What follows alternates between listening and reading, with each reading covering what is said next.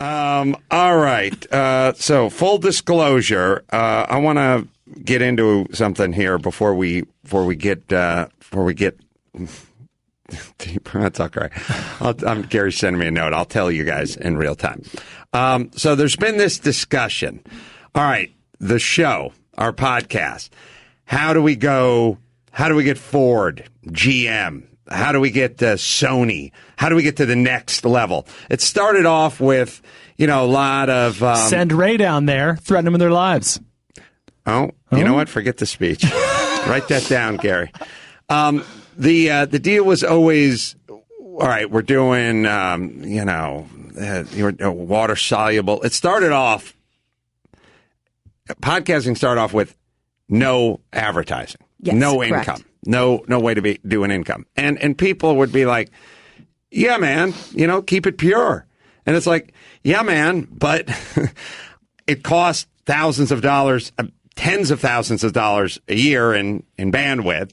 And then I can keep it real, but there's also tens and thousands of dollars of employees. Overhead, fixed costs. Everything. So, no, the plan was always to attract an audience and then attract sponsors. Right. So it started off with no sponsors. Mm-hmm. Then it went to, as many Sherry's Berries as you can sell. For every $20, we'll give you $2. Right. Then it expanded out. But the real sponsorship is about trying to get those Cadillac brands, including Cadillac, to advertise on your show. Right. And God bless the early sponsors who came on, before podcasting was even known in the world or even a thing that other the big guys would even consider. Could see what others wouldn't. These guys that hopped on early showed us a lot of faith. And, I appreciate kept this show, all shows afloat. I appreciate a lot of them. And a lot of them, and I say a lot of them, but a lot of them were like, look, as many chocolate-covered strawberries as you can sell. If you sell none, then you sell none. Yeah. If you sell $1,000, we'll give you $200. Right. Whatever it was, that's fine. But I get it. There wasn't a whole lot of sticking their neck out because, who cares? I was talking about the man greats of the world. Yes, the man greats way back in the day. Absolutely.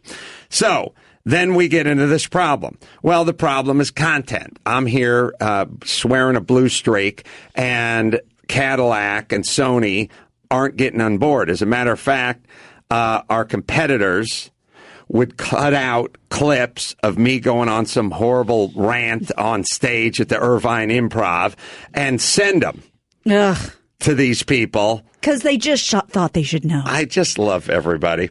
And say, do you really want to spend your investment? Do you want to invest your advertising dollars with this guy? So then the question becomes, well, what are you going to do about content? Mm-hmm.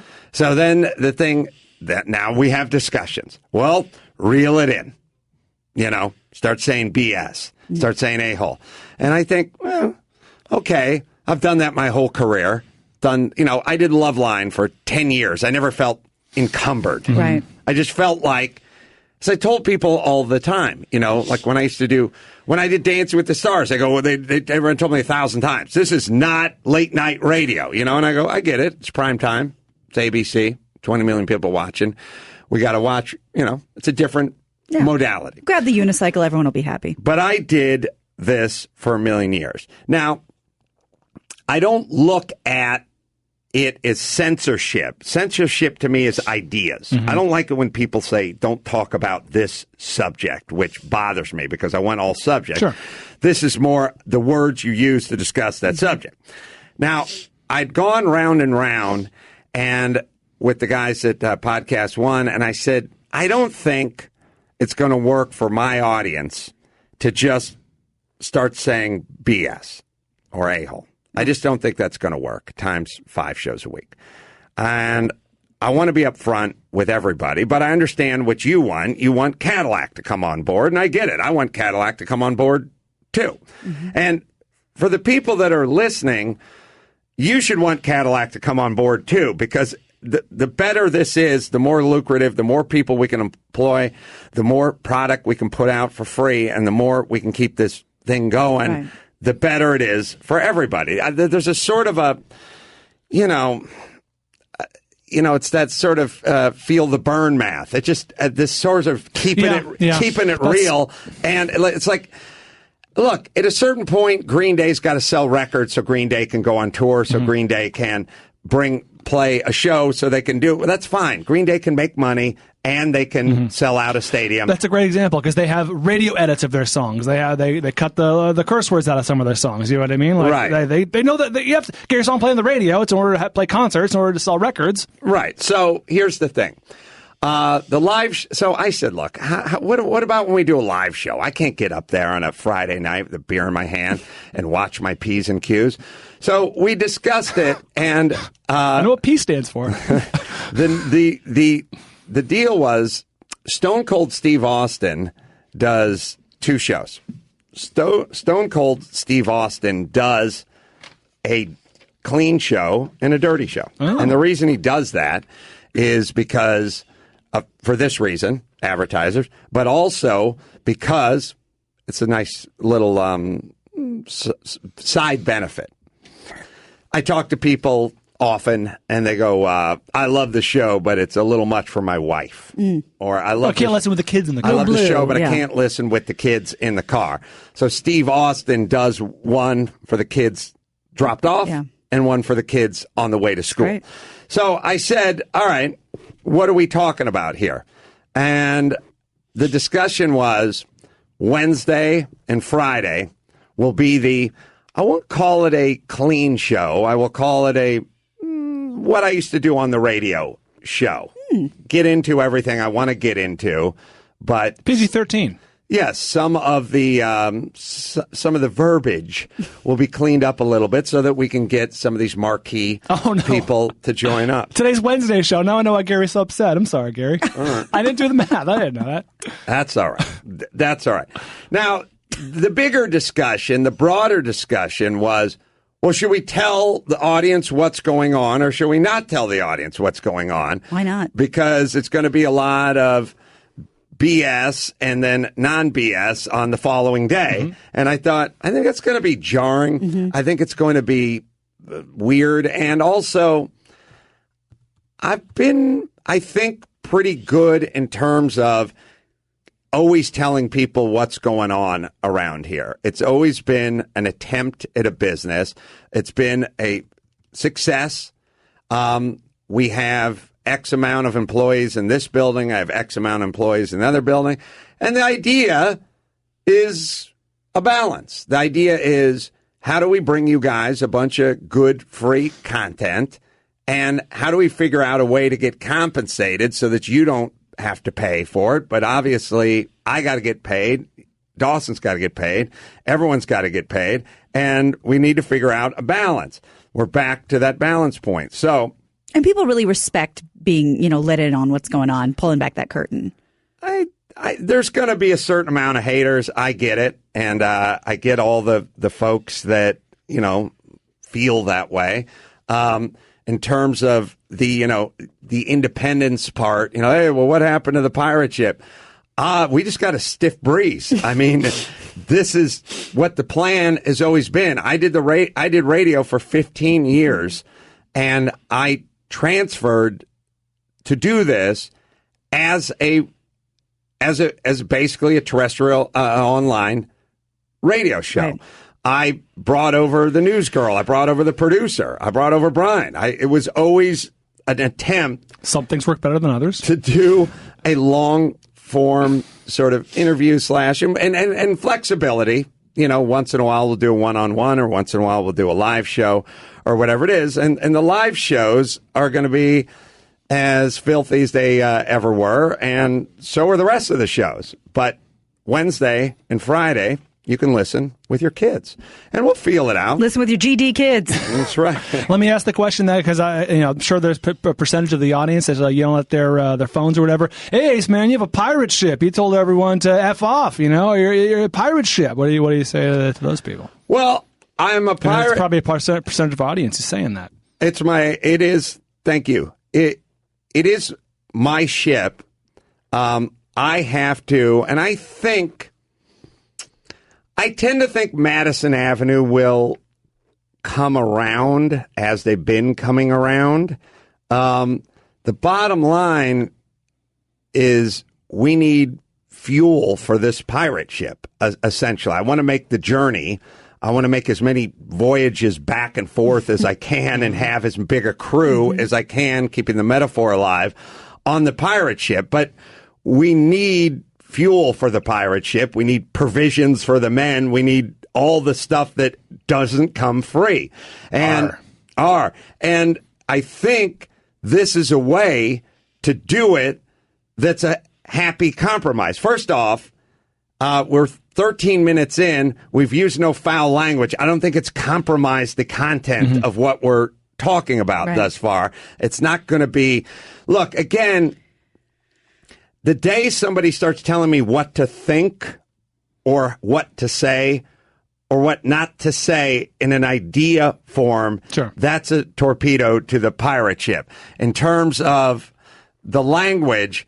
you can still get the idea across. I've been dancing around that for my entire career. Everybody is a massive fan of Loveline, has heard Drew and or me not drop MFers in the middle of the show.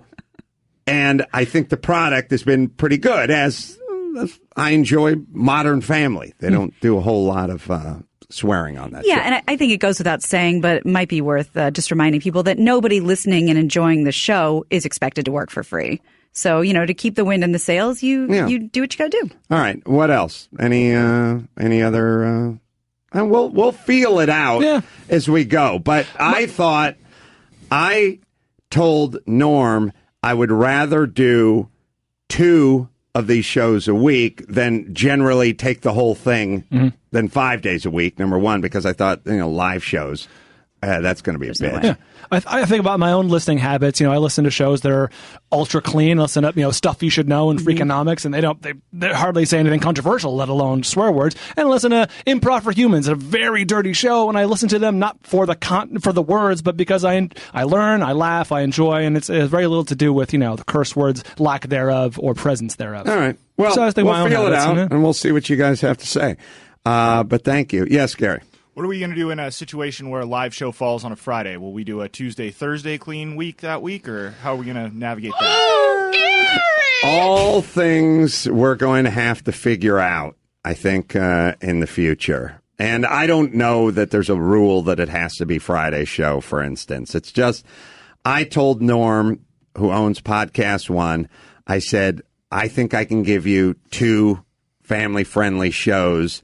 Again, we'll get into plenty of content, but 2 shows that your 13-year-old could listen with you, or 12-year-old in the car.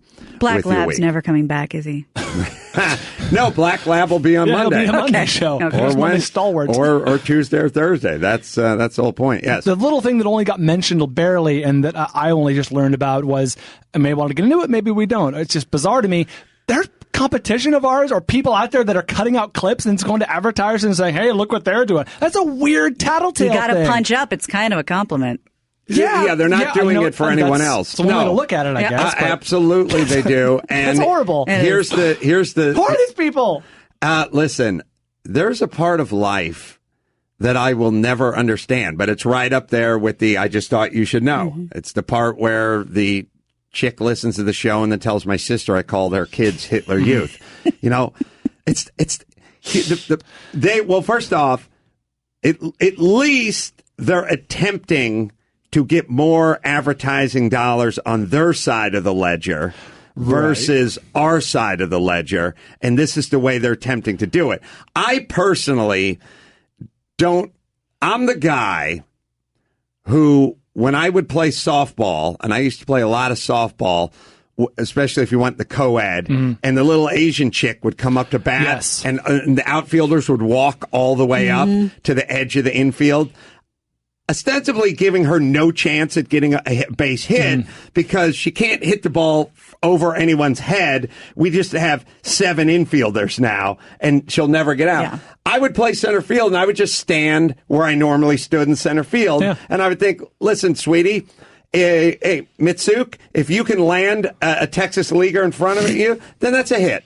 I'm fine with it. Yeah. I don't like to be it's a softball game. I don't need to be the person that is constantly, It's I don't know bullyish. why that part would drive. And you know the other one that would drive me nuts too in those softball games?